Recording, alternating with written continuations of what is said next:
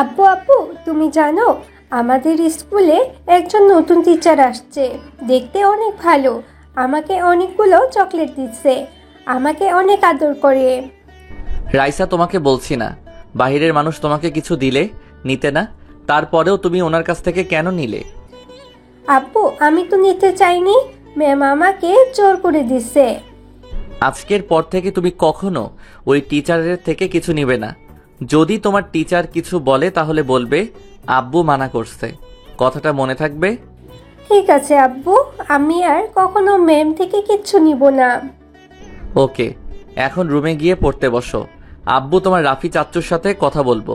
রাইসা ঠিক আছে বলে রুমে চলে গেল। তখন রাফি আমাকে বলল, তুই রাইসার সাথে এভাবে কথা বলছিস কেন? তুই তো জানিস রাইসা এখনো ছোট, তাই এখনো কিছু বুঝতে পারে না। তুই তো জানিস আমার রাইসাকে অন্য কেউ ভালোবাসলে আমি সহ্য করতে পারি না, তাহলে রাইসা আমাকে কম ভালোবাসবে?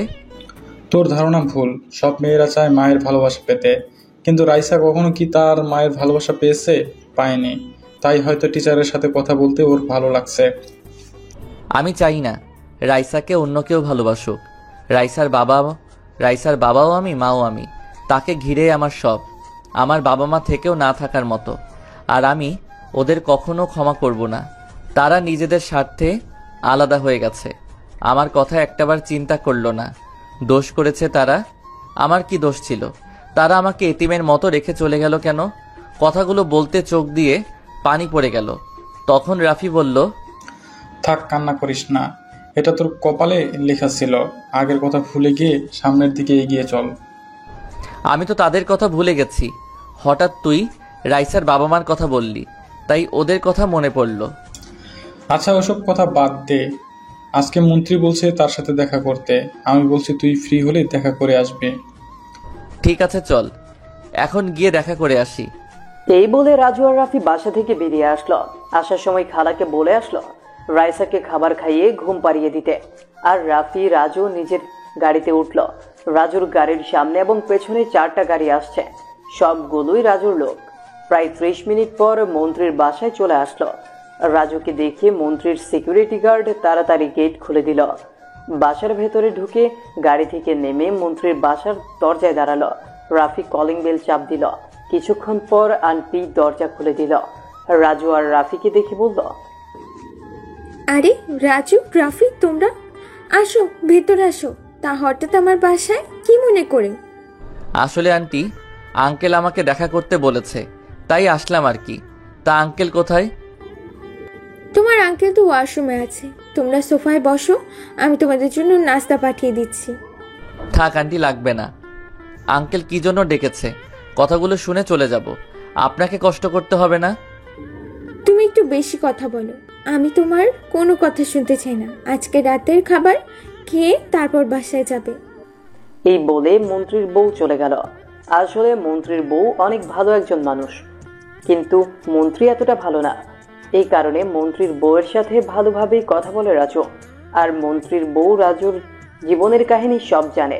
কিছুক্ষণ পর দেখে মন্ত্রী সাহেব উপর থেকে নিচে নেমে আসলো। রাজুকে দেখে বলল, আরে রাজু, তুমি কখন আসলে? আসার সময় কোনো অসুবিধা হয়নি তো? আমার কোনো অসুবিধা হয়নি। কেন ডেকেছেন আগে সেটা বলেন। আমার হাতে সময় নেই, একটা কাজে যেতে হবে। তুমি তো জানো সামনে নির্বাচন আসছে। গেছেবার তো তোমার কারণে মন্ত্রী হয়েছি। আমি চাই এইবারও যেন কেউ মন্ত্রী হতে না পারে। এইবার আমি থাকতে চাই। কথা ঘুরিয়ে পেঁচিয়ে না বলে সোজাসুজি বলেন, আমাকে কি করতে হবে? আমি চাই আমার বিপক্ষে প্রার্থী যেন এবার নির্বাচন করতে না পারে। তাকে তুমি বসিয়ে দিবে। তোমার যত টাকা লাগে আমি দিব। সেটা ঠিক আছে, কিন্তু টাকার অ্যামাউন্ট এবার বেশি লাগবে। 1 কোটি টাকা লাগবে। যদি দিতে পারেন তাহলে কাজ হয়ে যাবে। ঠিক আছে, আমি রাজি আছি। তুমি এখন অ্যাডভান্স 50 লাখ নিয়ে যাও। কাজ শেষ হলে বাকি টাকা পেয়ে যাবে। আপনি ভালো করে জানেন আমি কাজের আগে সব টাকা না নিয়ে কাজ করি না। সো আগে সব টাকা পরিশোধ করতে হবে, তারপর আপনার কাজ হয়ে যাবে। ঠিক আছে, সালাম।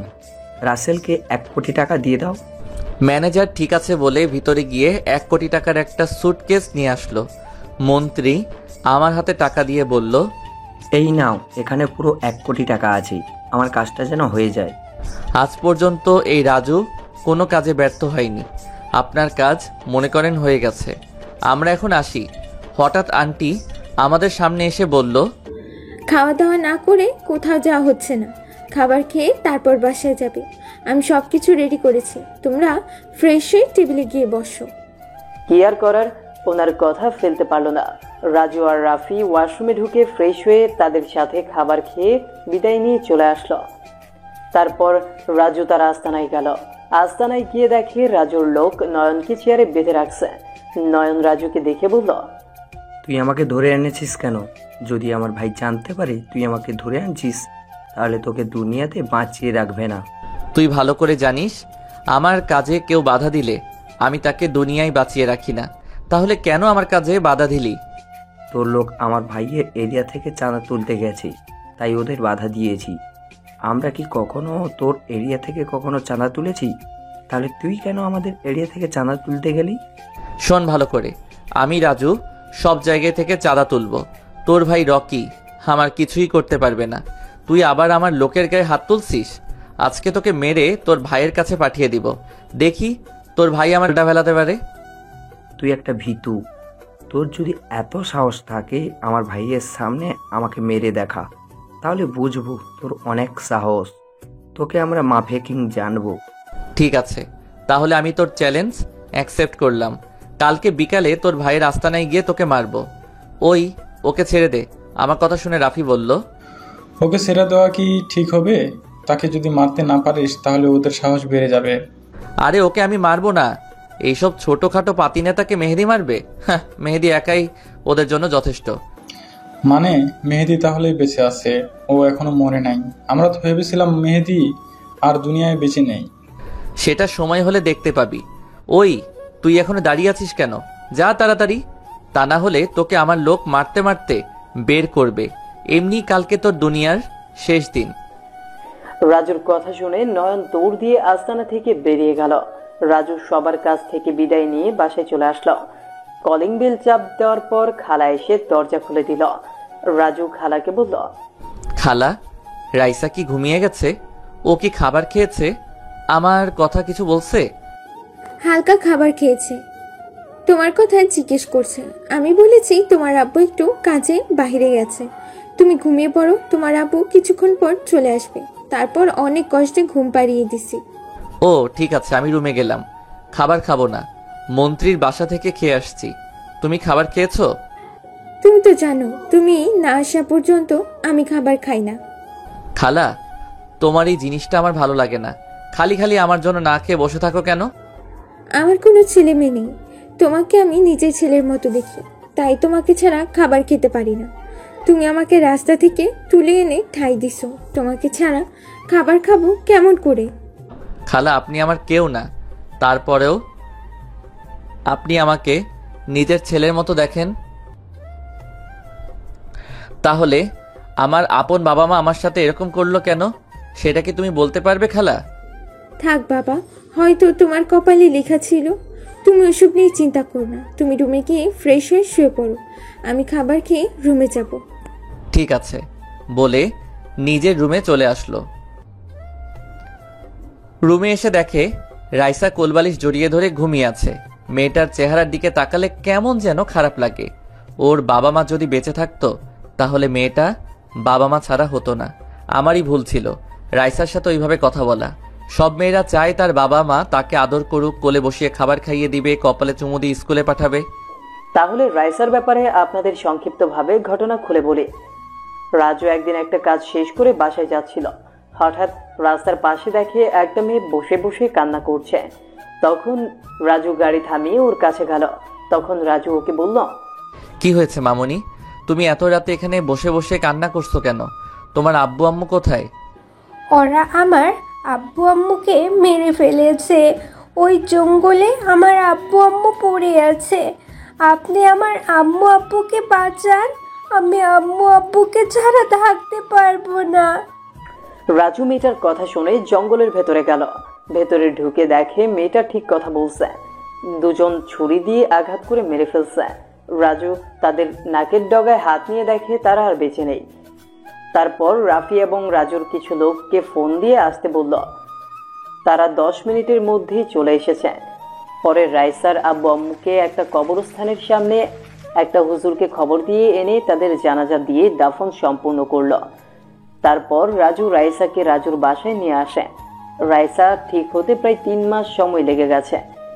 রাজু সবসময় রাইসার পাশে ছিল, তাকে বলছে এখন রাজুই তার সব। আজকে থেকে রাজু তার বাবা মা। এরপর একটা কেজি স্কুলে ভর্তি করিয়ে দিল। রাজুর লোক তাকে প্রতিদিন নিয়ে যায় এবং নিয়ে আসে। এই ছিল রাইসার কাহিনী। এবার বর্তমানে ফেরা যাক। রাজু তাদের এখনো পরিচয় দিয়ে নাই, অনেক কথা বলে ফেলছে। রাজু সবাই মাফিয়া কিং নামে চেনে, আর কিছু জানা লাগবে না। গল্পের সাথে থাকুন, সব জানতে পারবেন। রাজু আর কোনো কিছু না ভেবে ঘুমিয়ে পড়ল। রাইসার কপালে একটা চুমু দিল, তারপর রাইসাকে জড়িয়ে ধরে শুয়ে পড়ল। পরের দিন সকালে রাইসা রাজুকে ডাকতে লাগলো। রাজু ঘুম ঘুম চোখে বলল, কি হয়েছে মামুনি, এত সকাল সকাল ডাকছো কেন? আব্বু আর একটু ঘুমাবো। আব্বু আজকে তুমি আমাকে স্কুলে দিয়ে আসো। অনেক দিন হয়েছে তুমি আমাকে স্কুলে দিয়ে আসো না। মামুনি আজকে আমার শরীরটা ভালো লাগছে না, আরেকদিন তোমাকে নিয়ে যাব। আজকে তুমি ওদের সাথে যাও।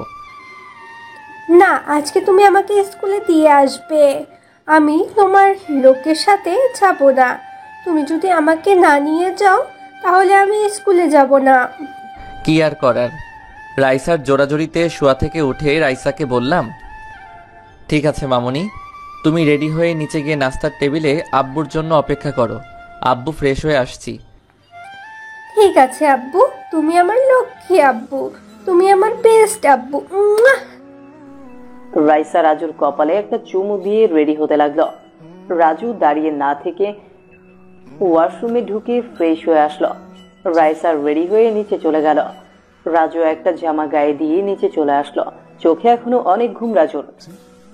রাতে দেরি করে ঘুমাইছে তো। রাজু নিচে এসে রাইসার পাশে একটা চেয়ার টেনে বসলো। রাইসাকে নিজের হাতে নাস্তা খাইয়ে দিতে লাগলো। সাথে রাজুও খাচ্ছে। বাপ মেয়ে নাস্তা করে বাসা থেকে বেরিয়ে গাড়ি নিয়ে রাইসার স্কুলে যেতে লাগলো। রাইসা প্রথম শ্রেণীতে পড়ে। তার সামনে পিছে ওর লোক গাড়ি নিয়ে আসছে। কিছুক্ষণ পর রাইসার স্কুলের সামনে চলে আসলো রাজু। রাইসা গাড়ি থেকে নামার পর হঠাৎ একটা মেয়ে রাজুর সামনে আসলো। আমি মেয়েটাকে দেখে পুরো অবাক হয়ে গেলাম। ও এখানে কেমন করে? ওর তো বাসা দিনাজপুরে, তার মানে এখানে শিক্ষকতা করতে আসছে। কিন্তু ওদের তো কোনো কিছুর কমতি নেই, তাহলে এখানে কেন আসলো? আগের থেকে অনেক সুন্দর লাগছে তাকে। হঠাৎ রাইসার ডাকে ধ্যান ভাঙল। রাইসা বলল, আব্বু তুমি কোথায় হারিয়ে গেলে? তোমাকে সেই কখন থেকে ডাকছি। উনি হচ্ছে আমাদের নতুন টিচার। তোমাকে ওনার কথা গতকাল বলেছি। কেমন আছো রাসেল? তোমাকে অনেক বছর পর দেখছি। তোমার মেয়েটা কিন্তু অনেক লক্ষ্মী। পায়েলের কথা শুনে আমি বললাম, আলহামদুলিল্লাহ আমি ভালো আছি। তা বড়লোক বাবার একমাত্র মেয়ে হঠাৎ কেজি স্কুলে চাকরি করতে আসলেন কেন? আপনাদের তো টাকা পয়সার অভাব নেই। পায়েল আমার কথা শুনে বলল, আসলে আমি এখানে চাকরি করতে আসি নাই। আমার এক বান্ধবী এই স্কুলে চাকরি করে। তার মা অনেক অসুস্থ, তাই ওর হয়ে আমি এখানে আসি। সীমার বান্ধবীর নাম। আম্মু ভালো হয়ে গেলে আমি বাসায় ফিরে যাব। তা তুমি এখন কি করো? তোমার স্ত্রী কেমন আছে? আমার কাজ হচ্ছে খারাপ মানুষের ক্ষতি করা। তুমি হয়তো বাংলাদেশের একজন মাফিয়ার নাম শুনেছ। সেই মাফিয়া কিং আমি রাজু। আর আমার সাথে যাদের দেখছো ওরা সবাই আমার লোক। তুমি তো এরকম কখনো ছিলে না, হঠাৎ তুমি এই পথে গেলে কেন? তুমি তো অনেক ভালো একজন ছেলে ছিলে, সবাই তোমার অনেক সুনাম করতো। সেটা অনেক কাহিনী, তাই আমি কাউকে বলতে চাই না। আর তুমি বলছো না আমার স্ত্রী কেমন আছে? আমি এখনো বিয়ে করি নাই, আর করার কোনো ইচ্ছে নাই। তা এখন কি তোমার সেই অহংকার আছে? সবার সাথে কি বাবার ক্ষমতা দেখাও? আমি এখন বাবার ক্ষমতা দেখাই না। আমি অনেক আগের থেকেই ভালো হয়ে গেছি। আমি নিজের ভুল বুঝতে পেরেছি। আচ্ছা, রাইসা তাহলে কোথা থেকে আসলো? আর ও তোমাকে বাবা বলে ডাকে কেন? আসলে রাইসার আব্বু আম্মু কারা যেন মেরে ফেলেছে। এরপর রাইসাকে আমার বাসায় নিয়ে আসি। রাইসা আমাকে বাবা বলে ডাকে। আমি রাইসাকে নিয়ে সারা জীবন কাটিয়ে দিতে চাই। তুমি যে কাজ করতে আসো এই কাজে বেঁচে থাকার গ্যারান্টি নেই। তোমাকে যদি সন্ত্রাসরা মেরে ফেলে তাহলে তো রাইসা পুরো একা হয়ে যাবে। তুমি এই কাজটা ছেড়ে দাও। তোমাকে আমি বলি নাই আমাকে জ্ঞান দিতে? আমাকে কেউ কিছু করতে পারবে না একমাত্র আল্লাহ ছাড়া। তুমি রাইসাকে নিয়ে ভিতরে যাও, আমার একটা কাজ আছে, সেখানে যেতে হবে। আমি কাজটা শেষ করে রাইসাকে নিয়ে যাব। এই কথা বলে রাজুর লোকগুলোকে নিয়ে নিজের কাজে যেতে লাগলো। মোবাইল বের করে মেহেদিকে ফোন দিল রাজু। মেহেদি ফোন রিসিভ করার পর বলল, কিরে, কি অবস্থা তোর? হঠাৎ ফোন দিলি যে, কোনো কাজ আছে নাকি? আমি ভালো আছি। তোকে যে কারণে ফোন দিছি, সবাইকে ট্রেনিং দেওয়া কি হয়ে গেছে? সবাইকে ট্রেনিং দেওয়া হয়ে গেছে। এখন আমরা নিচ থেকে উঠতে পারি। যে ট্রেনিং দিচ্ছি সবাইকে, ওদের একজনের সাথে 5-6টা কিছুই না। শুনে খুশি হলাম। এখন তাদের নিয়ে ওপরে উঠে আয়। রনি রাস্তায় গিয়ে নয়নকে তার সামনে মেরে আসবি। যদি মারতে পারিস তাহলে আমাকে মাফিয়া কিং বলে জানবে। আর ওদের মতো টোকাই মাস্তানকে মারতে আমার লোকগুলি যথেষ্ট। তুই কোনো চিন্তা করিস না, তোর কাজ হয়ে যাবে। তা কোন সময় যেতে হবে, আর এখন তুই কোথায়? তুই ওদের নিয়ে বিকাল 5টায় রনি রাস্তানায় যাবি। আর আমি এখন রাফি এবং কিছু লোক নিয়ে মন্ত্রীর বিপক্ষ প্রার্থীর বাসায় যাচ্ছি। ওকে বসিয়ে দিতে হবে। এ কাজের জন্য মন্ত্রী 1 কোটি টাকা দিয়েছে। ঠিক আছে, তুই তাহলে ওই কাজ শেষ করে আয়। আমি সবাইকে রেডি করছি। নয়নকে মেরে তোর কাছে ফোন দিয়ে জানিয়ে দেব। ঠিক আছে বলে ফোনটা কেটে দিল। প্রায় 30 মিনিট পর মন্ত্রীর বিপক্ষ প্রার্থীর বাসায় চলে আসলো। সিকিউরিটি গার্ড ওদেরকে আটকালে রাফি ঠাস করে 2টা থাপ্পড় মেরে দেয়। সিকিউরিটি গার্ড আর কোনো কথা বলে না, গালে হাত দিয়ে চুপ হয়ে গেছে। রাজুরা সবাই বিপক্ষ প্রার্থীর দরজার সামনে দাঁড়িয়ে কলিং বেল চাপ দিল। কিছুক্ষণ পর একজন মায়ের বয়সী লোক এসে দরজা খুলে দিল। দেখে মনে হচ্ছে বিপক্ষ প্রার্থীর স্ত্রী। রাজু আর রাফিকে দেখে বলল, তোমরা কারা? আমার বাসায় কি? রাফির কথা শুনে মহিলা তাদের ভেতরে গিয়ে বসতে বলল। তারপর মহিলা ভেতরে চলে গেল। রাজু আর রাফি ভেতরে ঢুকে চারপাশে তাকিয়ে দেখতে লাগলো। মনে মনে বলল, হায় রে, সব কিছু অবৈধ টাকায় করা। কিছুক্ষণ পর বিপক্ষ প্রার্থী আমাদের সামনে আসলো। আমাকে দেখে চিনে ফেলছে। তখন আমাকে বলল, আরে রাজু, তুমি আমার বাসায় কেন? আমার লোকেরা কি তোমার কোনো ক্ষতি করেছে? তুমি শুধু একবার বলো, আমি তোমার সামনে ওদের কঠিন শাস্তি দেব। আরে আমার কেউ কিছু করে নাই, আর কারো করার সাহস নেই। আমি যেটা বলার জন্য এসেছি, শুনেছি আপনি নাকি এবার মন্ত্রী নির্বাচন করবেন। তুমি ঠিকই শুনেছ। আমি ওই শফিকুলকে এবার হারিয়ে ছাড়ব। দেশের মানুষ আমার পক্ষে আছে। এবার আমার মন্ত্রী নির্বাচন কেউ ঠেকাতে পারবে না। তাই নাকি? তাহলে আমি বসে বসে ললিপপ খাবো। আপনাকে বসানোর জন্য 1 কোটি টাকা পেয়েছি। এখন আমি চাই আপনি বসে পড়ুন। তা না হলে এই রাজু কি করতে পারে আপনি তা ভালো করেই জানেন। আমি কখনো এবার বসবো না। এবার আমি নির্বাচন করবই। তুমি আমার কিছুই করতে পারবে না। তুমি জানো না আমার হাত বড় বড় মাফিয়াদের সাথে আছে। আপনি মনে হয় জানেন না আপনার কোথায় কি আছে। আমি সব কিছু জানি। আপনার ঢাকায় 6টা বাড়ি আছে, সব অবৈধ টাকায় করা। গুলশানের ভিতরে 5টা মদের গোডাউন আছে, 3টা আবাসিক হোটেল আছে। এখানে মেয়েদের দিকে ব্যবসা করেন। আরও অনেক কিছু আছে, সেগুলোর কথা নাই বললাম। আমি যদি এগুলো দেশের মানুষকে দেখাই এবং ধ্বংস করে দেই, তাহলে আপনি কিভাবে নির্বাচন করবেন? আমি যদি সরকারের কাছে সবকিছু বলে দেই, তাহলে আপনি কোথায় যাবেন? প্লিজ রাজু, তুমি আমার এত বড় সর্বনাশ করো না। আমি তোমার কথায় রাজি আছি। আমি মন্ত্রী নির্বাচন করব না, তারপরও তুমি আমার ক্ষতি করো না। কথাটা যেন মনে থাকে। তা না হলে আমি কি করতে পারি আপনি ভালো করেই জানেন। আমি যেন আপনার বাসায় আর আসতে না হয়।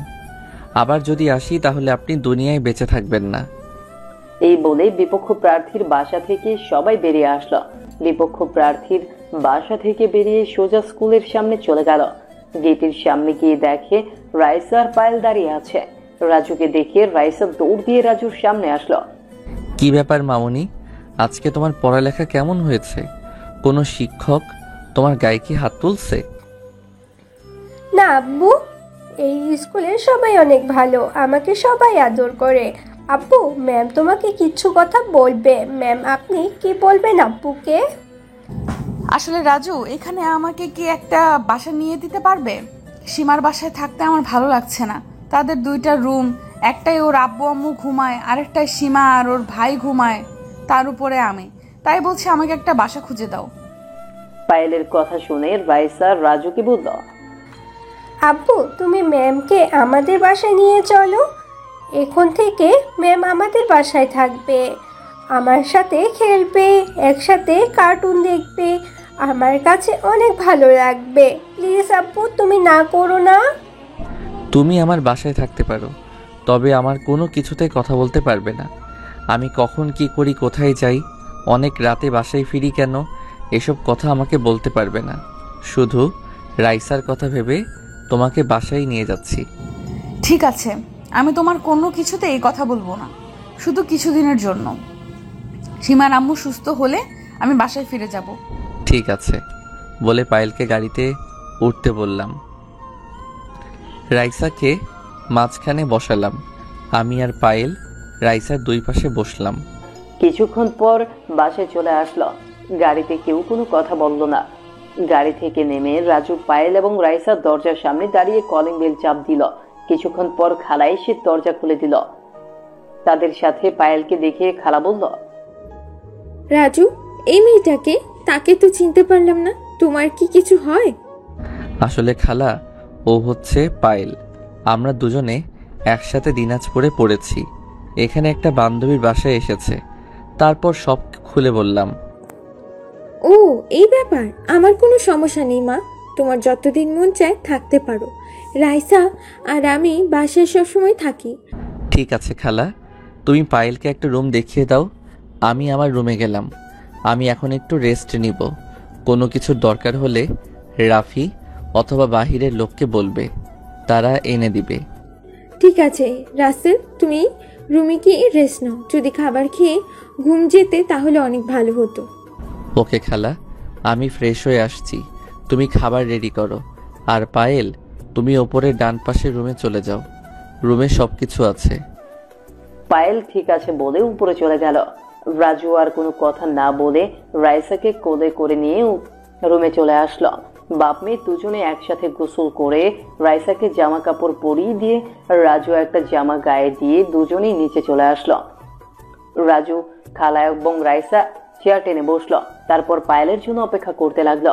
কিছুক্ষণ পর সিঁড়ির উপর চোখ পড়তেই রাজু চমকে উঠল। দেখে পায়েল একটা নীল রঙের জামা গায়ে দিয়ে নিচে নামতেছে। দেখতে অনেক কিউট লাগতেছে। আরে, রাজুর জীবনে এসব ভালোবাসা হবে না। পায়েল নিচে এসে রাইসার পাশে একটা চেয়ার টেনে বসলো। তারপর খালা খাবার বেড়ে দিতে লাগলো। হঠাৎ দেখে রাফি এক জায়গায় দাঁড়িয়ে আছে। তখন রাজু বলল, কি রে, তুই ওখানে দাঁড়িয়ে আছিস কেন?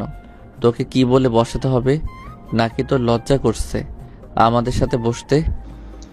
আসলে তেমন কিছু না, তোরা খেয়ে নে। আর একটা কথা বলবি, তোর মাথা ফাটিয়ে ফেলবো। তাড়াতাড়ি চেয়ার টেনে বস। রাফি আর কোনো কথা না বলে একটা চেয়ার টেনে বসলো। খালাও তাদের সাথে বসে পড়লো। সবাই মিলে খাবার খাচ্ছে। রাজু রাইসাকে খাইয়ে দিতে লাগলো, নিজেও খেতে লাগলো। হঠাৎ রাইসা বলে উঠল, ম্যাম, আপনি একা একা খাচ্ছেন, আমাকে খাইয়ে দিবেন না? আমার খুব ইচ্ছে করে আপনার হাতে খাবার খেতে। সরি রাইসা, আমি মনে করেছি তুমি তোমার আব্বুর হাতে ছাড়া অন্য কারোর হাতে খাবার খাও না, তাই তোমাকে বলি নাই। তুমি হাঁ করো, আমি তোমাকে খাইয়ে দিচ্ছি। পায়েলের কথা মতো রাইসা হাঁ করলো। তারপর পায়েল রাইসাকে খাবার খাইয়ে দিতে লাগলো। রাজু কাজ শেষ, নয়নের শরীর থেকে মাথা আলাদা করে ফেললাম। রনিকে পায়ের মধ্যে 2টা গুলি করেছি। রনি তার ভাইয়ের মরাদের সামনে বসে কান্না করছে। আসার সময় রনিকে ওয়ার্নিং দিয়ে এসেছি, আর কখনো যেন তোর কাছে বাধা না দেয়। যদি কখনো তোর কাজে বাধা দেয় তাহলে ওর ভাইয়ের মতো তাকে উপরে পাঠিয়ে দেব। শুনে খুব খুশি হলাম। রনি হয়তো আমাকে ছোটোখাটো মাস্তান মনে করছে। আমার পাওয়ার সম্বন্ধে তার কোনো আইডিয়া নেই। ও সিংহের গুহায় পা দিছে। ঠিক কথা বলেছিস। এখন বল, আমরা কি করব? আবার কি মাটির নিচে চলে যাব নাকি উপরেই থাকবো? না, তোরা উপরে থাকার দরকার নেই, তোরা আবার নিচে চলে যা। দরকার হলে আমি তোকে জানাবো। মেহেদি ঠিক আছে বলে ফোন কেটে দিল। রাজু বিছানা থেকে উঠে ওয়াশরুমে ফ্রেশ হতে চলে গেল। ফ্রেশ হয়ে একটা জামা গায়ে দিয়ে রুম থেকে বেরিয়ে আসতেই কারোর সাথে ধাক্কা খেয়ে দুজনেই নিচে পড়ে গেল।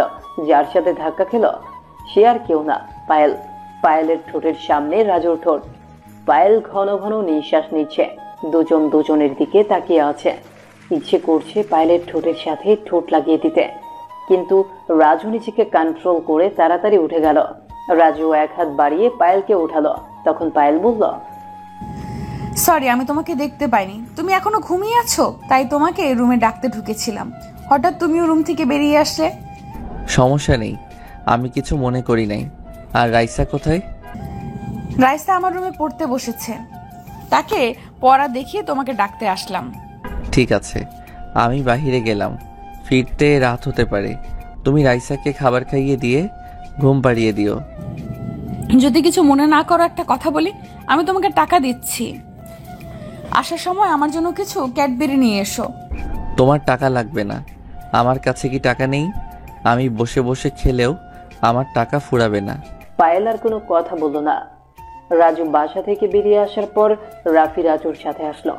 আর রাজুর লোক সবসময় রাজুর সাথে থাকে। তারা একটা কাজে গেল।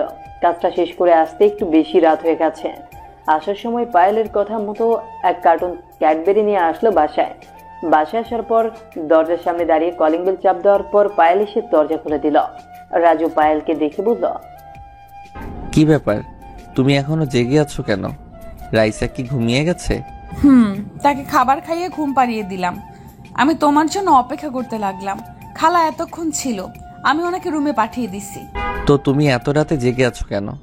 তোমাকে বাসা থেকে বেরিয়ে যাওয়ার সময় বলছি না আমার আসতে রাত হবে? ওটা কোনো ব্যাপার না। আর আমার ঘুম আসছিল না। আমার ক্যাডবেরি কোথায়? তুমি কি বাচ্চা নাকি যে তোমার জন্য আমি ক্যাডবেরি নিয়ে আসবো আর তুমি আমাকে যে তোমাকে আমার ক্যাডবেরি এনে দিতে হবে শুনি একটু? ও আচ্ছা, এটাও তো সত্যি কথা। আমি তোমার কে? ঠিক আছে, লাগবে না। আপনি আপনার মেয়ের জন্য এনেছেন, এটাই তো সবচেয়ে বড় কথা। আমার জন্য আনতে হবে এমন তো কোনো কথা নেই। পায়েল কিছুটা অভিমানী করে কথাটা বলে সেখান থেকে চলে গেল। আর এদিকে রাজু মুচকি হাসছে। রাজু তারপর পায়েলের সঙ্গে যেতে শুরু করলো। আর পায়েলের হাতে ক্যাডবেরি দেওয়ার পরে রাজু তার রুমে এসে ঘুমিয়ে গেল।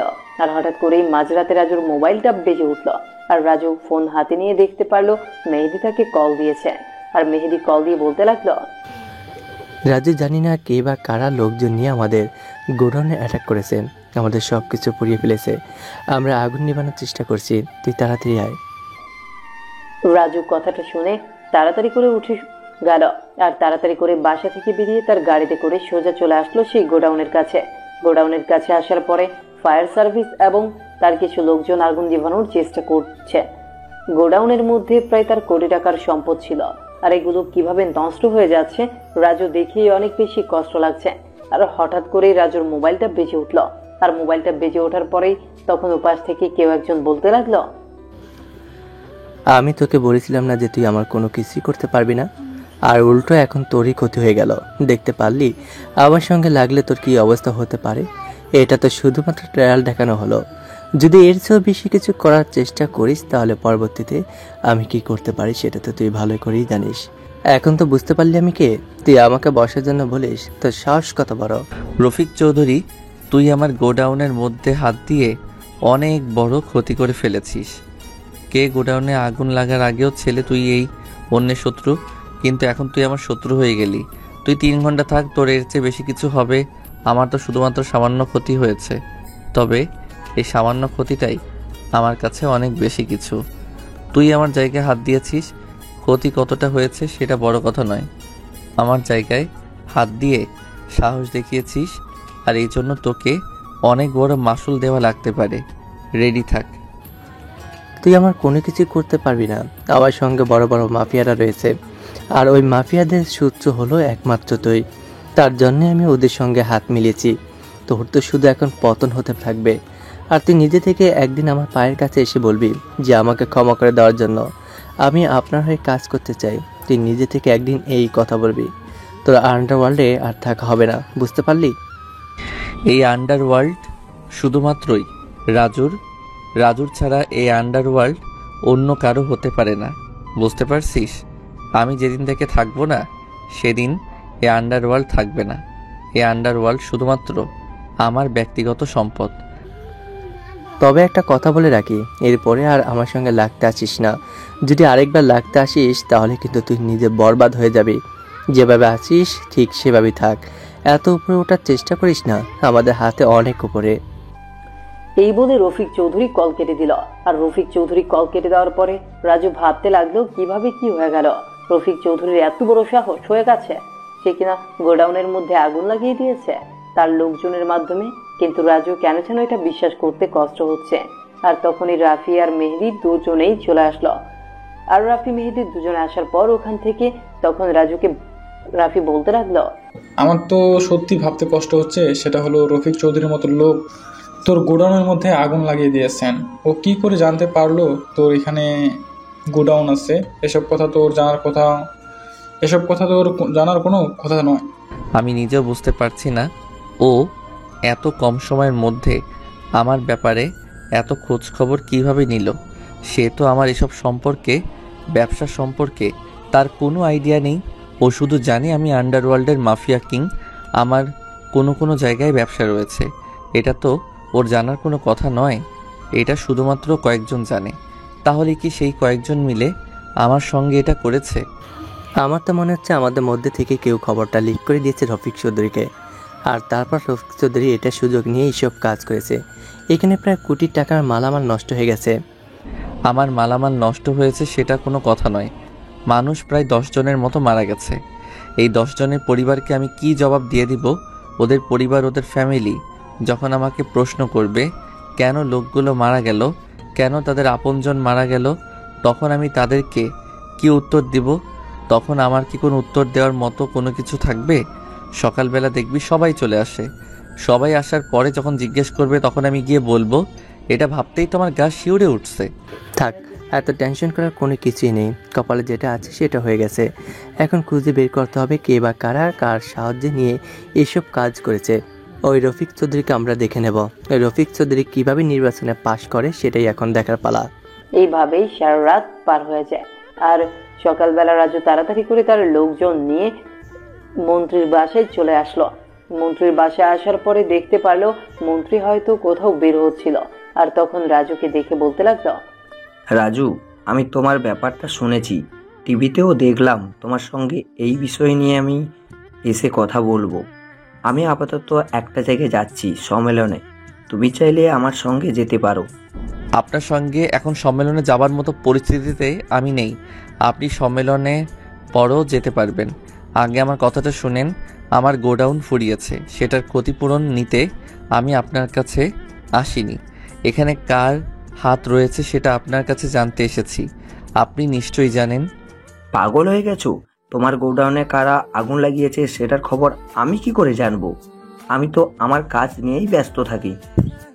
ওঠো, আমার কাজ তোমাকে দিয়ে করাই, কারণ তুমি ছাড়া আমার কাজগুলো কেউ করে দিতে পারবে না। আমি কোনো কিছু ভাবতে পারছি না। আমি দুজনের মধ্যে খবর চাই কে বা কারা আমার গোডাউনের মধ্যে আগুন লাগিয়েছে। আমার মনে হয় এগুলো আপনি বের করতে পারবেন। আমি চাইলেই বের করতে পারি, কিন্তু আমি বের করব না। আপনি নিজে এগুলো থেকে বের করবেন। ঠিক আছে, তুমি চিন্তা করো না, আমি আমার লোকজনকে বলছি, ওরা সমস্ত কিছু তোমার কাছে খবর দিয়ে দেবে। আপাতত আমি সম্মেলনে যাচ্ছি, তুমি আমার সঙ্গে চলো। তোমার সম্মেলনে যাওয়ার খুবই প্রয়োজন, ভবিষ্যৎ এমপি বলে কথা। আমাকে এমপি বানিয়ে দিলে তখন তো আপনাদের ভাত উঠে যাবে, কারণ আমি এমপি থেকে মন্ত্রী হব, মন্ত্রী থেকে প্রধানমন্ত্রী। তখন তো আপনাদেরকে আমি নাকের টাকা দিয়ে ঘোরাবো। তার চেয়ে ভালো হয় না যেখানে আছি সেখানেই থাকি? তোমাকে এমপি হওয়া লাগবে, কারণ আমি জানি তুমি সবার সঙ্গে সব কিছু করলেও আমার সঙ্গে কোনো কিছু করবে না, কারণ আমি তোমাকে অনেক বিশ্বাস করি। আর আমি তুমি ছাড়া চলতে পারবো না, এটা আমি মানি। ঠিক আছে, চলুন সম্মেলনে যাওয়া যাক। সম্মেলনে গেলে মানুষ আমাকে হয়তো নতুনভাবে চিনবে। আজকে থেকে শুরু হলো নতুন মিশন, উপরে ওঠার। এইদিকে রাজু মন্ত্রীর সঙ্গে সেই সম্মেলনে যেতে শুরু করলো।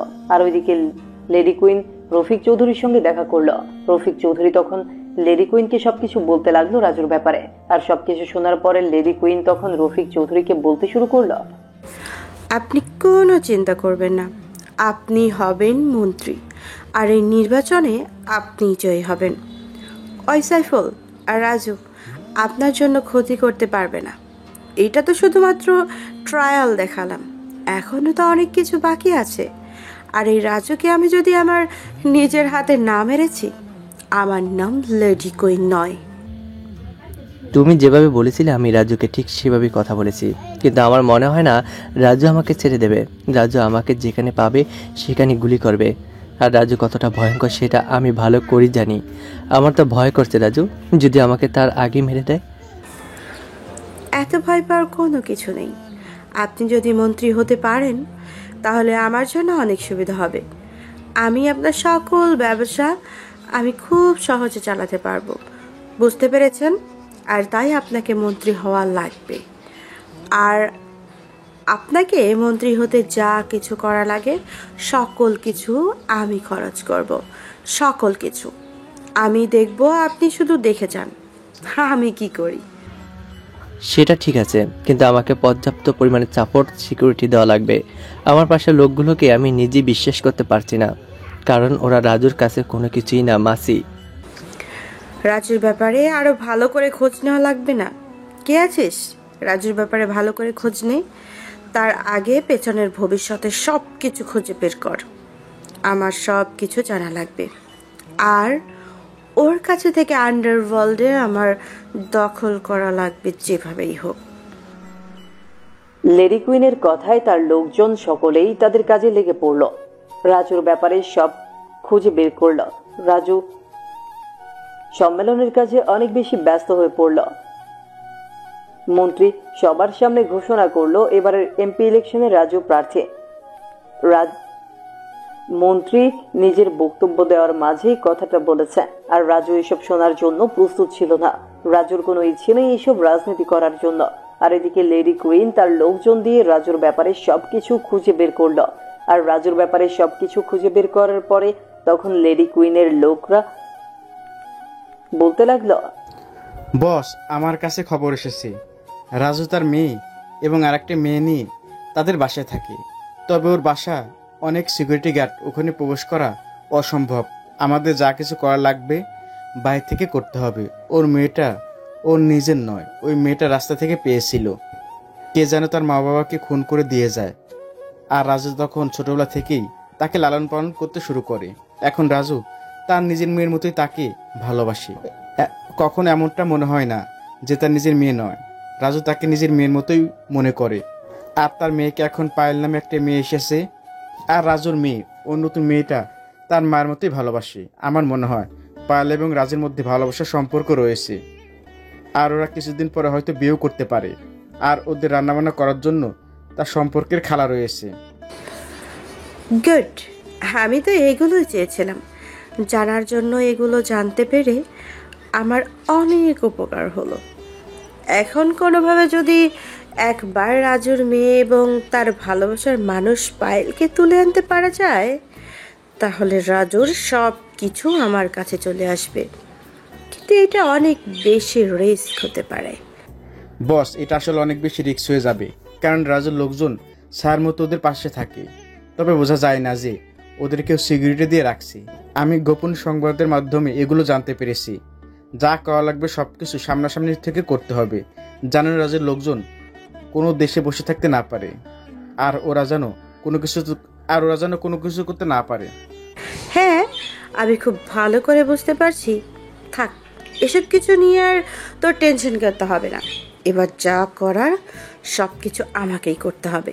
যা, এবার তুই তোর নিজের কাজ কর। এই কথা বলার পরে রাকিব চলে গেল। রাকিব চলে যাওয়ার পরে এদিকে লেডি কুইন খুব ভালো একটা প্ল্যান তৈরি করে ফেলেছে। আর পরদিন সকালবেলা রাইসার স্কুলের সামনে লেডি কুইন চলে আসলো ছদ্মবেশ ধারণ করে। আর রাইসার স্কুলের সামনে এসে দাঁড়িয়ে আছে। আর কিছুক্ষণ পরে রাইসা যখনই বের হলো তখনই লেডি কুইন ছদ্মবেশী টিচার সেজে তাকে বলতে লাগলো, কি ব্যাপার আম্মু, তুমি কোথায় যাচ্ছ? আমি তো তোমার সঙ্গে দেখা করার জন্যই এসেছি। চলো আমরা দুজনে মিলে গিয়ে ফুচকা খাবো। তুমি না অনেক বেশি ফুচকা পছন্দ করো। কে আপনি? আমি তো আপনাকে চিনি না।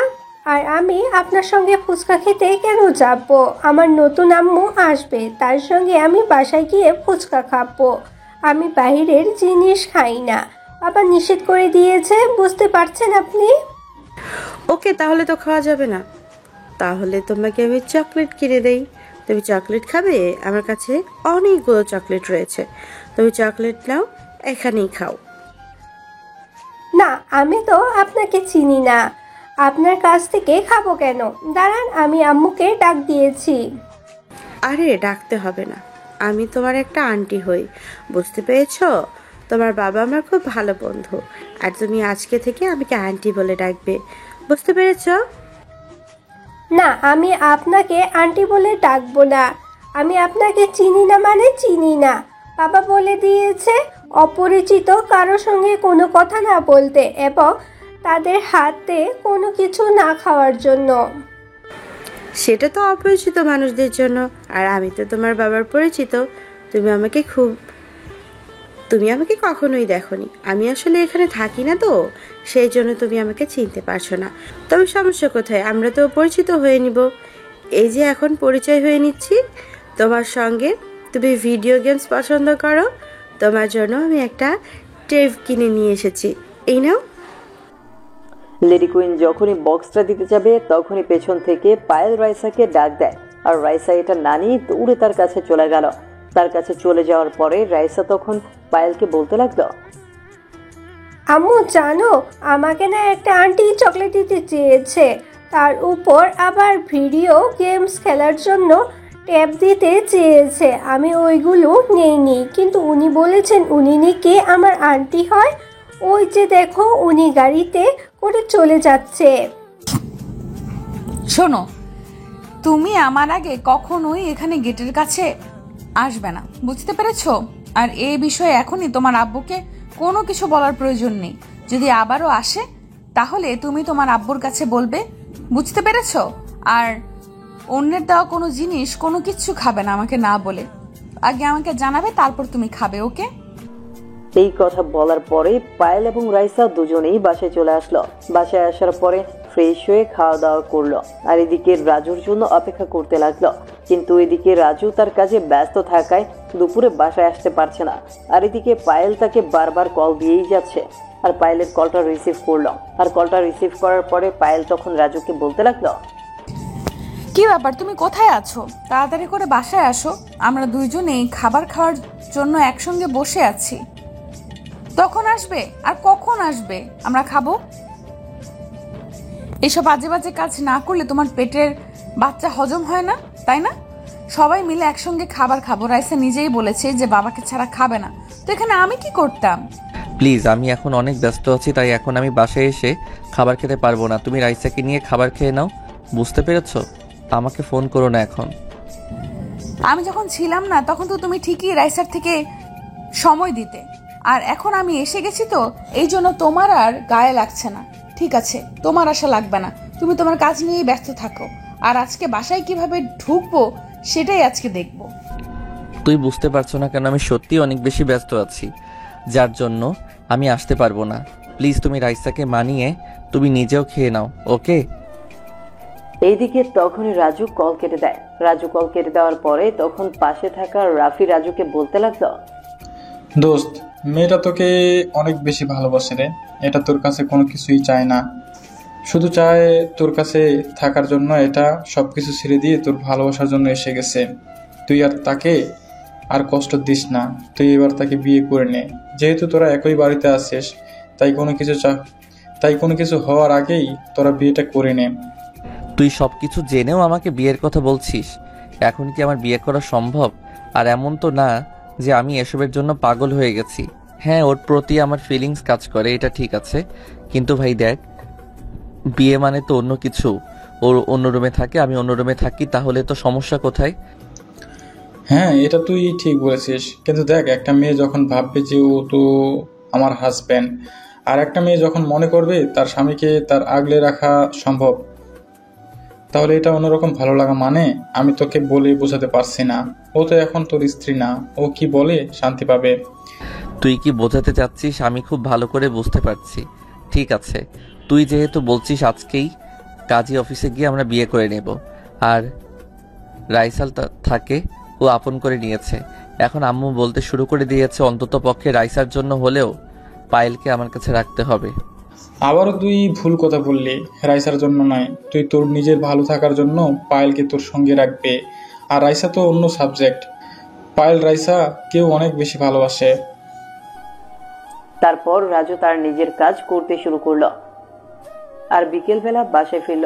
বাসায় ফেরার পরে তখন পায়েলকে নিয়ে সোজা কাজী অফিসে চলে আসলো। আর মোটামুটি পারিবারিকভাবেই তাদের বিয়েটা হয়ে যায়। রাজুর যত বন্ধু বান্ধব, যত লোকজন ছিল সকলেই বিয়েতে উপস্থিত ছিল। আর বিয়েটা করার পরেই রাজু সন্ধ্যার সময় পায়েলকে বাসায় রেখে সোজা চলে যায় তার কাজে। তারা এখন গোডাউনের মধ্যে সকল মালামাল আবার নতুন করে ওঠাতে হবে। ব্যবসাটা আবার নতুন করে করতে হবে। যতটা ক্ষতি হয়েছে তার কিছুটা হলেও রিকভারি করার লাগবে। আর এই কারণেই রাজু অনেকটা ব্যস্ত সময় পার করছেন। আর এদিকে পায়েলের অনেক বেশি ভালো লাগছে রাজুকে তার নিজের করে পেয়েছে, কিন্তু তার মনের মধ্যে কেমন যেন একটা অস্থিরতা লাগছে।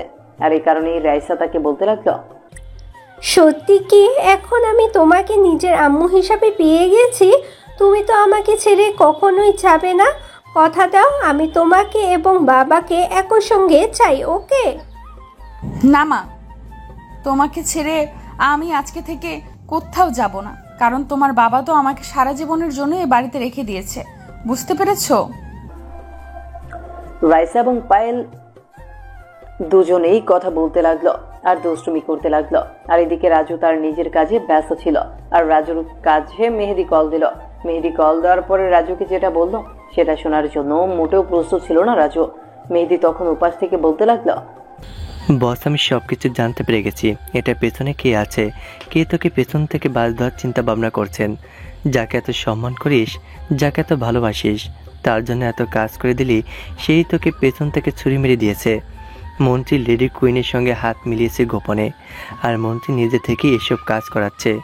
মন্ত্রী চায় যে তুই এদিক রয়ে রফিক চৌধুরীকে মেরে ফেলবি, আর এদিকে সে খুব সহজে মন্ত্রী হয়ে যাবে, আর সঙ্গে সঙ্গে লাভ হয়ে যাবে ওই লেডি কুইনের।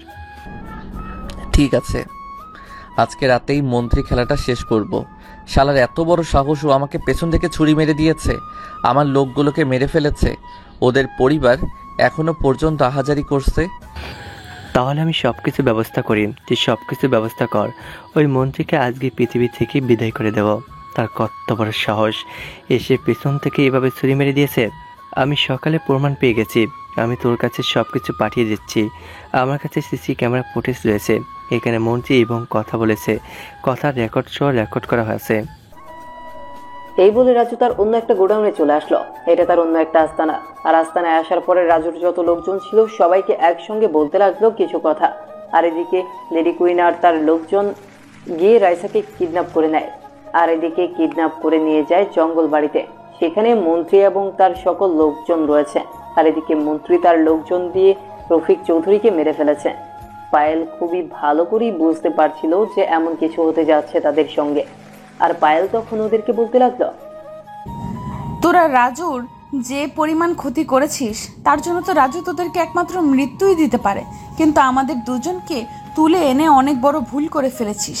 তোদের বাঁচার যতটা না আশঙ্কা ছিল এখন সেটাও নেই। আমাদের গায়ে হাত দিয়ে অনেক বেশি ভুল করেছিস। আর কোনো কিছু বলবি না। তোর বাসর ছিল, আজকে বাসর তুই আমাদের সঙ্গে করবি। তোকে তো আজকে বিকেলবেলা রাজা চৌধুরী বিয়ে করেছে, আর এখন পর্যন্ত বাসর করেনি।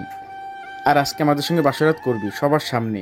মন্ত্রী সাহেব, আপনার না বাসরাত করার ইচ্ছে? হ্যাঁ, সেটাই তো দেখতে পাচ্ছি, আর এর জন্যই তো আমি তাকে আমার লোকজন দিয়ে তুলে এনেছি। শালির এত দেমাগ, কোথায় যাবে? সবার সামনে আমি তোকে নষ্ট করব। দেখি তোর নাগর সে কি করতে পারে। তুমি তো পায়ে ধরে কথা বলেছি, তবুও প্লিজ এইসব কথা বলিস না রাইসার সামনে। আমি চাই না আমার মেয়ের সামনে এইসব কথা শুনতে। তো শুধু অপেক্ষা করতে থাক, রাজু আসবে, রাজু ভয়ঙ্কর ভাবে আসবে। আমিও তো এটাই চাই, রাজু আসুক এখানে। রাজু আসলেই তো আসল খেলাটা হবে, না হলে তো খেলাটা একদমই জমবে না। এদিকে মন্ত্রী রাজুর নাম্বারে কল দিল, কিন্তু রাজু ফোনটা রিসিভ করলো না। সে ওইদিকে তার লোকজনের সঙ্গে কথা বলছিল। আর তখন লেডি কুইন তার নাম্বার থেকে রাজুর নাম্বারে কল দেয়, আর রাজু তখন কলটা রিসিভ করলো।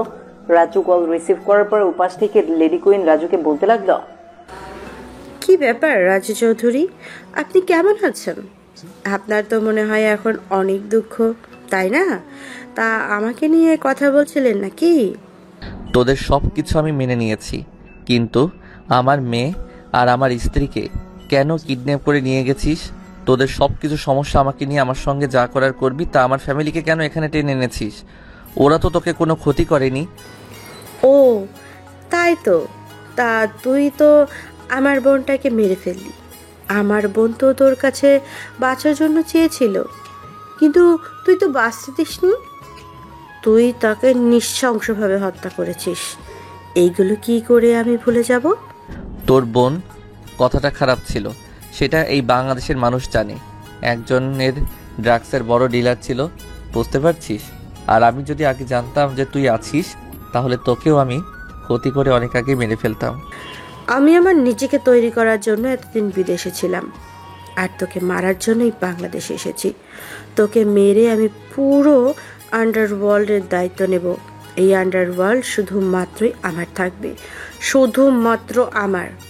এই স্বপ্ন দেখে থাকলে একদমই ভুলে যান, কারণ এই স্বপ্ন কোনোদিনই পূরণ হবে না। আর রাইসা আর পায়েলের যদি কোনো ক্ষতি হয়, তাহলে বুঝতে পারছিস আমি কি করতে পারি, আমি কতটা ভয়ঙ্কর। সেটা তুই না জানলেও তোর পার্টনারগুলো খুব ভালো করে জানে। রাজু তখন কল কেটে দিল। রাজু কল কেটে দেওয়ার পরে তার লোকজন নিয়ে সকলেই গাড়িতে উঠে পড়লো, আর গাড়িতে করে সোজা জঙ্গল বাড়ির দিকে রওনা হলো। রাজু 10 মিনিটের মধ্যেই জঙ্গল বাড়িতে পৌঁছে গেল তার সব কিছু নিয়ে। রাজু গাড়ি থেকে নেমে একটা ব্যাগ নিয়ে হাঁটতে শুরু করলো জঙ্গলের ভেতর দিয়ে। আর তখনই কয়েকটা ছেলে এসে রাজুকে নিয়ে গেল ভেতরে, চোখ বেঁধে। রাজুকে নিয়ে যাওয়ার পরে রাজুর চোখের বাঁধন খুলে দেওয়া হলো। রাজুর চোখের বাঁধন খুলে দেওয়ার পরে মন্ত্রী তখন রাজুকে দেখে বলতে লাগলো, তুই আমাকে ছবল দেওয়ার চেষ্টা করেছিলি, তাই না? তুই মন্ত্রী হয়ে আমাকে খেয়ে ফেলবি। ওই দিন কথাটা অনেক বেশি বুকে লেগেছিল, আর তার জন্যই তো আমি আমার সকল কিছু সাজিয়ে ফেললাম। আমাকে দাঁড়াই তুই মন্ত্রী হয়েছিস, আর সেখানে কিনা তুই আমাকেই পেছন থেকে ছুরি মেরে দিয়েছিস। বাঘ সবসময় বাঘই থাকে, বুঝতে পারছিস? তুই আমাকে এখানে টেনে অনেক বেশি ভুল করেছিস। তোকে মেরে আমি আমার সেই ভুলের প্রায়শ্চিত্ত করব। তুই সবসময় বলতি না যে এসব খারাপ কাজে কেউ একজন আছে, সে সব কিছু নিয়ন্ত্রণ করছে। আসলে যত অপকর্ম হয় সব কিছু আমি করে থাকি পেছন থেকে। আর আমি লেডি কুইনকে তৈরি করেছি পুরো আন্ডারওয়ার্ল্ড চালানোর জন্য। এত বড় বড় কথা বলছিস, তাহলে চলে আয় সেই জঙ্গল বাড়িতে। তোর জন্য আমরা সকলে মিলে অপেক্ষা করছি। তুই যদি না আসিস, তাহলে এদিকে আমার লোকজন তোর বউয়ের সাথে বাসর রাত সেরে ফেলবে।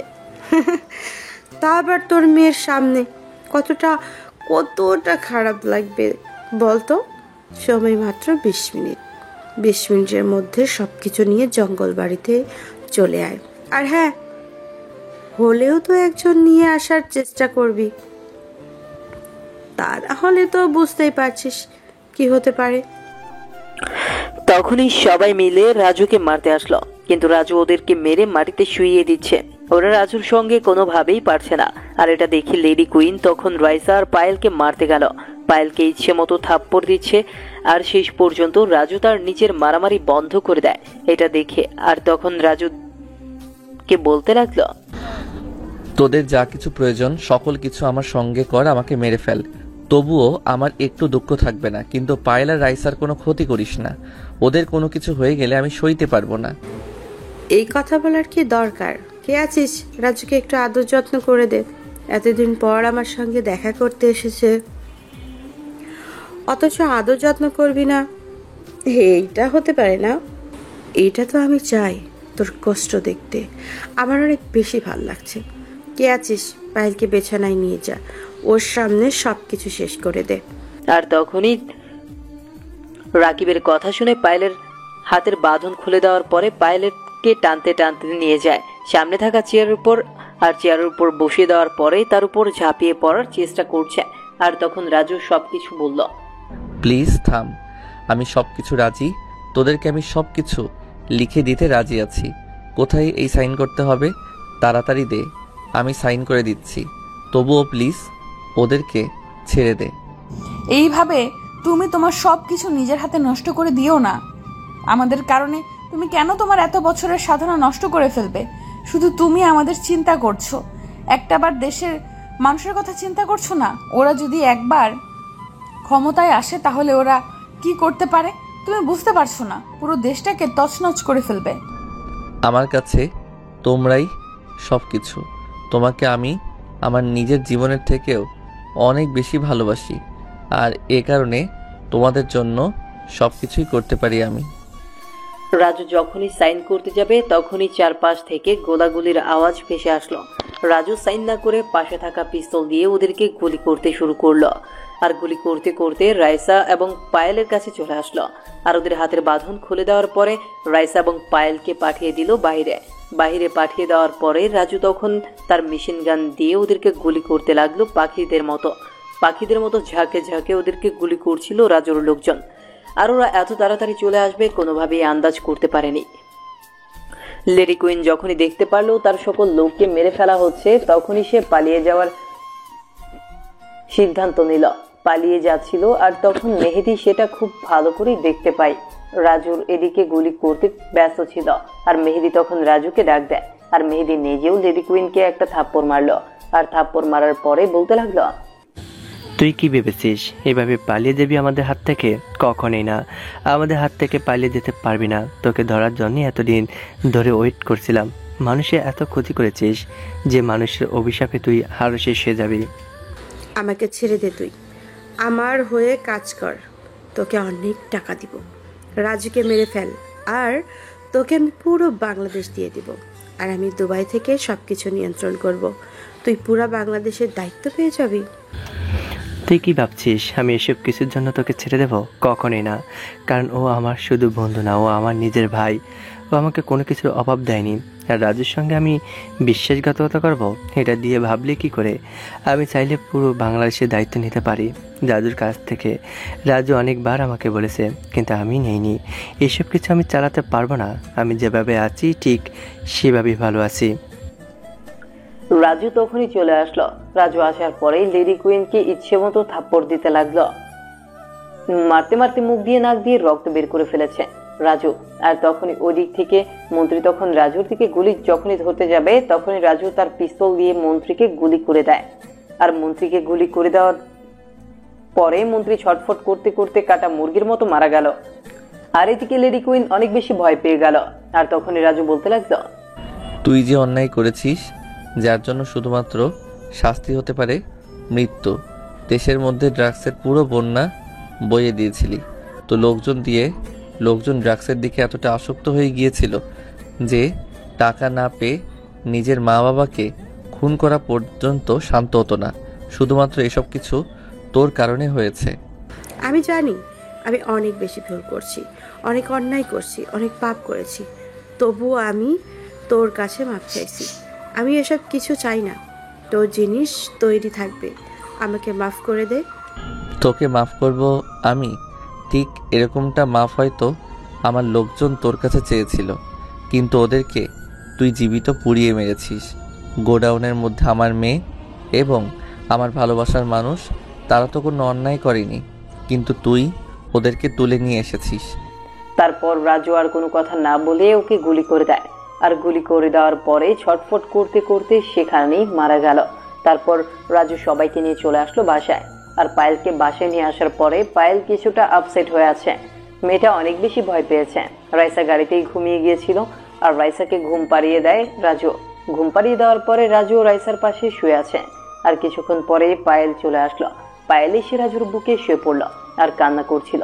আর তখন রাজু মাথায় হাত বুলিয়ে দেওয়ার পরে বলতে লাগলো, আজকে তোমার যদি কোনো কিছু হয়ে যেত তাহলে আমি কাকে নিয়ে বাঁচতাম?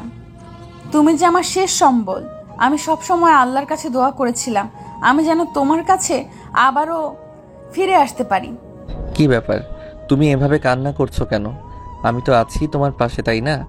আর আজকে তো আমাদের বিয়ে হয়েছে, আজকে আমাদের বাসর রাত, তবু কেন কান্না করছো আমাকে পেয়ে? আরে পাগলি, আমার কোনো কিছুই হবে না যদি তোমার ভালোবাসা আমার থাকে। আর এখন আর কোনো কথা হবে না। মেয়ে ঘুম থেকে উঠে পড়বে, এমনিতে মেয়ের উপর দিয়ে যা ধকল দিয়েছে। আগে কথা দাও, তুমি আমাকে আজকে রাতে আমার সব অধিকার দেবে। আমি তোমার অধিকার পাওয়ার জন্য অধীর আগ্রহে বসে আছি। আমি আর নিজেকে ধরে রাখতে পারছি না, প্লিজ। তাই নাকি ম্যাডাম? কিন্তু কিভাবে আদর করতে হয় সেটা তো আমি জানি না। আপনি কি আমাকে শিখিয়ে দেবেন? আপনি তো ম্যাডাম, তাই আপনি সব কিছু জানেন, আমি তো ছাত্র মানুষ। ও তাই নাকি? আপনাকে সবকিছু শিখিয়ে দেওয়া লাগবে? চলেন সোফায় চলেন, তারপর আপনাকে সবকিছু শিখিয়ে দিচ্ছি কিভাবে কি করতে হয়। রাজু পায়েলকে কোলে তুলে নিয়ে সোফায় চলে গেল আর পায়েলকে শক্ত করে জড়িয়ে ধরে হারিয়ে গেল এক অজানা রাজ্যে। আর এইভাবেই না হয় চলতে থাকুক তাদের মিষ্টি ভালোবাসার গল্পটা। নিত্য নতুন ভালোবাসার গল্প পেতে আমাদের চ্যানেলটি এখনই সাবস্ক্রাইব করুন। নিত্য নতুন ভালোবাসার গল্প পেতে আমাদের চ্যানেলটি এখনই সাবস্ক্রাইব করে পাশে থাকবেন।